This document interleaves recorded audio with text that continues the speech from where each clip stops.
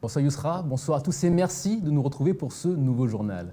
Mahabari razikidza mbeli leo madomana wazibusi wasichia hifadhi ya mazofera na wanazoni arnazibusi mparano ya ladimu ikade leo wako hadisi zo soshina zifanye taritie maure mbeli. Maintenant les titres de ce mercredi 20 octobre. Transdev forme les médiateurs des transports scolaires. À moins d'une semaine de la rentrée des classes, la compagnie mène des entraînements pour les préparer aux incivilités. Et aujourd'hui, c'est aussi l'ouverture du Forum économique de Mayotte, une 4e édition pour montrer les différents enjeux économiques du territoire. Tous les détails dans cette édition. Et on en vient à la une de cette édition. À 5 jours de la fin des vacances, les transporteurs scolaires se préparent à reprendre la route. Alors pour éviter les débordements que nous avons connus il y a quelques semaines, la compagnie Transdev renforce la formation de ses médiateurs. Ce matin, ils étaient en exercice du côté de Kaweni. Et vous allez voir, les mises en situation ont été plus vraies que nature, Yousra. Ewa raimaliza mfumo ini wanazoni wasijuregea likoli wavo mazofera wasirengeleza polepole uregea yao mahazini pare sienshi tsena zichendwa razivitsa mwezi yavira Transdevyo domana ya mabusi istia jitihadi yao arna msomo ya mamediateur asubu Ivan Rakotovao akana wao Kaweni ne wavo wakufanya mfano wakawapara na zichendwa na mgalie mchwaso na turi ikakweli. Maîtriser une foule d'élèves agités, ramener le calme et l'ordre et faire monter tout le monde dans un bus en toute sécurité. C'est l'émission des près de 140 médiateurs de transport scolaire à Mayotte, des tâches difficiles à réaliser au quotidien et qui nécessitent une formation particulière. Pendant toutes les vacances scolaires, on met en place des mises en situation, formations pour partager avec nos différents collaborateurs qu'on a sur le terrain. Ce matin, on a mis en place pour la mise en situation les élèves qui sortent de l'école. Il y a certains des agents qui jouent le rôle des élèves et d'autres agents qui jouent le rôle des médiateurs. Et on se fait des échanges de rôles. Des mises en situation plus vraies que nature, avec des agents qui prennent très à cœur leur rôle d'élèves dissipés. À leur côté, des volontaires en service civique, le groupe de médiation citoyenne, des associations ou encore la police municipale étaient présentes également ce matin afin de se former eux aussi pour agir en complémentarité des agents de médiation. On a fait une formation donc sur la maîtrise de l'emprise transport pour pouvoir canaliser les élèves du portail jusqu'à l'intérieur du véhicule. Donc avec une complémentarité au niveau des rôles de ces différents acteurs. Et effectivement, donc ça passe par de la médiation, de la communication, et ça passe aussi par du positionnement de sécurité, avec de la triangulation, de la prise de relais et un vocabulaire adapté à ces différentes situations. Pour les agents de médiation, ces exercices sont bénéfiques et la contribution d'autres partenaires facilitera leur rude quotidien. La plupart des collègues se retrouvent des fois un agent pour un bus qui est à peu près 60 élèves, se retrouver à canaliser 60 élèves, c'est pas évident. Donc si on peut mettre en place tout ce qu'on travaille ici, dans les arrêts, à la sortie des établissements, ça ne peut que, on espère, faire diminuer tous les problèmes. On ne dit pas que ça va tout régler, mais au moins que ça va empêcher quelques turbulents de sévir. Reste maintenant à mettre cette formation en pratique sur le terrain. La rentrée des classes doit se dérouler lundi prochain. Cependant, après les violences qui se sont déroulées sur les routes avant les vacances, les conducteurs de bus scolaires n'ont pas encore décidé s'ils reprendraient le travail. El moyona rangu vakansi zihandrisa ma mediateur walio mbeli na zilikoli wasifundisiwa heli ya lazimu wake lera vukao zichendwa manarna busi mazofera woka weke evavu lazimu ma mediateur wajue heli ya lazimu wafanye ta wasaidi heli ya lazimu. Et la grande question qui se pose, Ivan, c'est est-ce que les chauffeurs de bus vont reprendre le travail lundi? Effectivement, comme évoqué précédemment, une partie des chauffeurs de bus est en droit de retrait illimité depuis le 27 septembre dernier. Les professionnels attendent de nouveaux engagements de l'État et du Conseil départemental. Sans garantie, certains refusent de reprendre la route et de risquer de nouveaux caillassages. Alors à 5 jours de la rentrée des classes, le flou demeure et inquiète. Écoutons le représentant syndical FO Transport au micro de Léonard Audier. La réponse, c'est dû revient aux autorités. Aujourd'hui, est-ce qu'ils veulent vraiment reprendre l'activité la semaine prochaine? C'est ça la réponse aujourd'hui.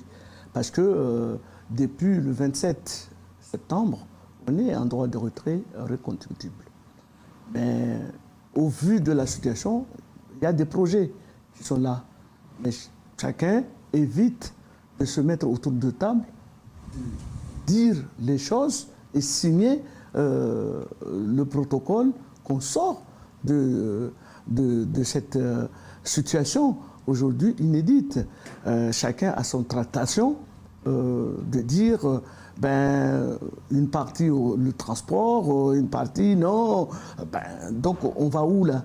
Donc, au lieu de se mettre autour de table, de discuter et signer quelque chose. Et l'autre actualité du jour, c'est le lancement de la 4e édition du Forum économique de Mayotte.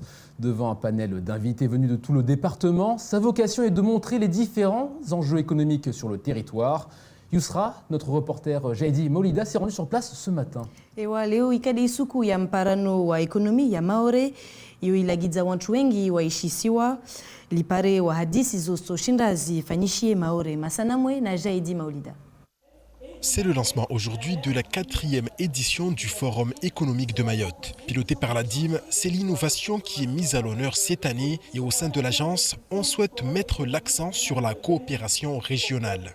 Maoriatuni initsilona rasuni malinyengitu bera moikia wenzeho malheureusement kaisijilwana feche yode manara rongwa mbarabuzi ilazimu tufanye haziwa na wajima zatu walo harma i region Mozambiki la Réunion Maurice irfanya hazina wao lera ilo welo kamba wasirna culture zatu za karibu na luhamo jarto shinari diwani basira mwenda tara konyomo jarto shinari développer maoren. Représentants de la French Tech, de l'EdTech ou encore des économistes, plusieurs intervenants se sont succédés ce matin pour expliquer les nombreux enjeux du territoire. Et si la coopération régionale sera au cœur de l'action, l'Europe le sera également, d'où la venue du fondateur d'Arcturus Group, un cabinet de conseil en stratégie institutionnelle basé à Bruxelles. Mayotte est un territoire français dans une zone stratégique, la zone du canal du Mozambique, parce que c'est l'Afrique de l'Est, qui est un enjeu aujourd'hui pour toutes les puissances mondiales. On a organisé un déplacement d'une trentaine de personnalités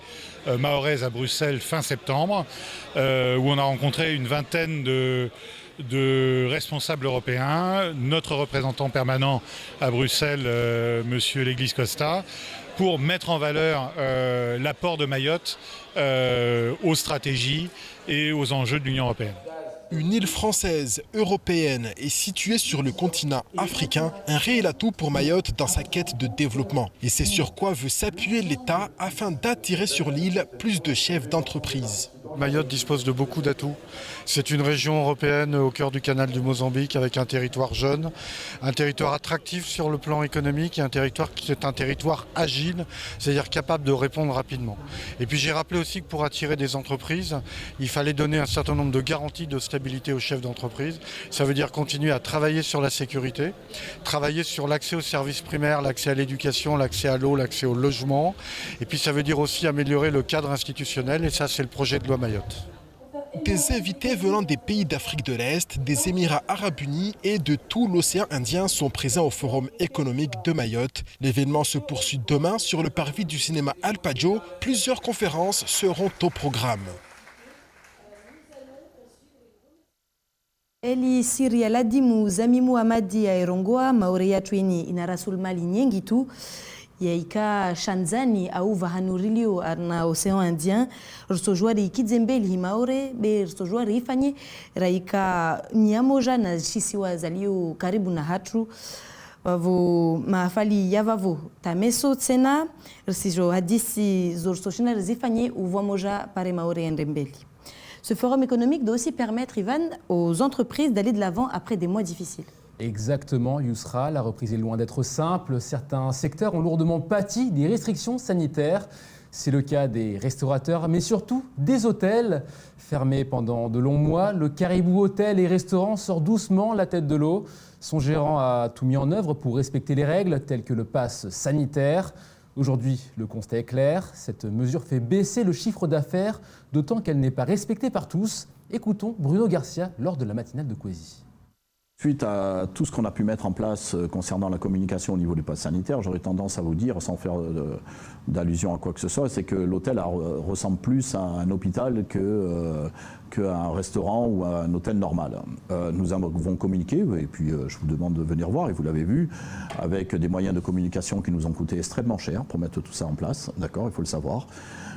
Nous avons aussi mis en place, bien sûr, le contrôle du pass sanitaire. Cause à effet, bien sûr, et il est évident qu'aujourd'hui, on peut le voir, on a une baisse d'activité au niveau de la restauration, d'accord, qui n'est pas due au simple fait que ça soit le pass sanitaire. Nous n'allons pas nous chercher, bien sûr, des excuses là où il n'y a pas lieu d'en être, d'accord. Le contrôle du pass sanitaire, certes, mais comme je l'ai toujours dit et que je l'ai toujours revendiqué, il faut que ce contrôle du pass sanitaire soit un contrôle qui soit fait sur l'ensemble des établissements, ce qui ne créera pas de différence entre tel et tel établissement. C'est vrai que lorsqu'on fait le tour, comme vous, comme moi, d'ailleurs on en parlait tout à l'heure en aparté, il s'avère qu'on peut aller dans certains établissements et on ne nous demandera jamais le pass sanitaire. D'ailleurs, je ne dis pas que c'est une généralité, mais c'est souvent ceux qui sont remplis, d'accord, et qui ne font pas forcément et qui ne demandent pas forcément.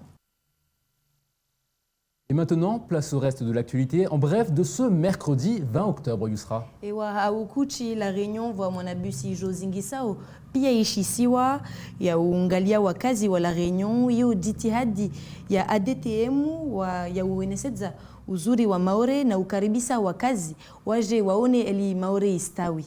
Yangina mfumoti maduja yatoka Mabole, Masanamwe na Leslie Vimene.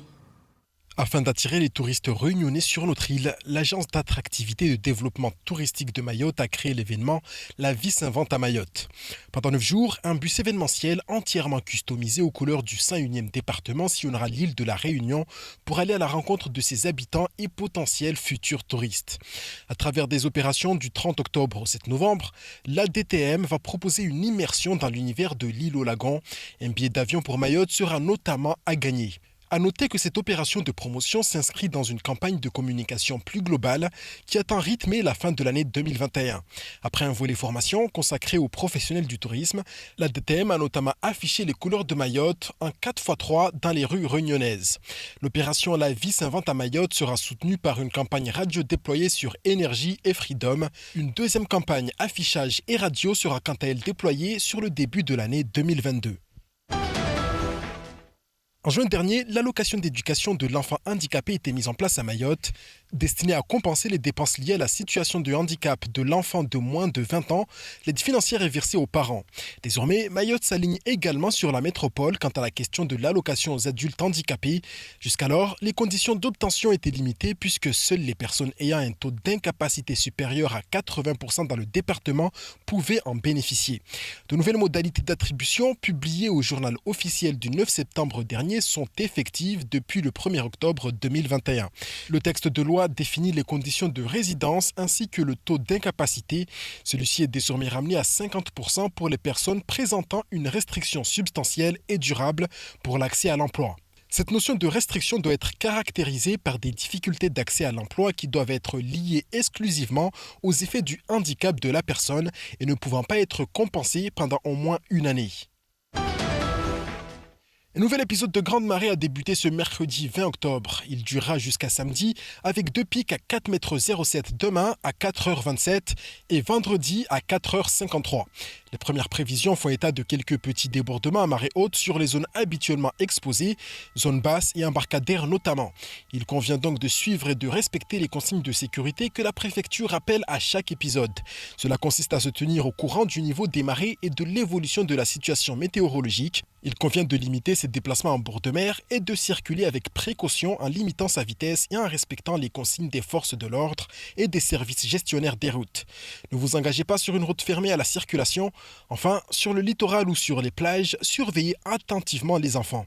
Toutes les consignes sont à retrouver sur le site de la préfecture de Mayotte. Pour finir ce journal, direction la Guyane, où les stations-service sont fermées. La raison, des manifestants contre le pass sanitaire qui bloquent les dépôts pétroliers de la région. En réaction, le préfet a fermé les pompes pour les réserver aux services de sécurité et de secours. Alors pour les habitants, c'est donc la galère et le système D pour trouver du carburant.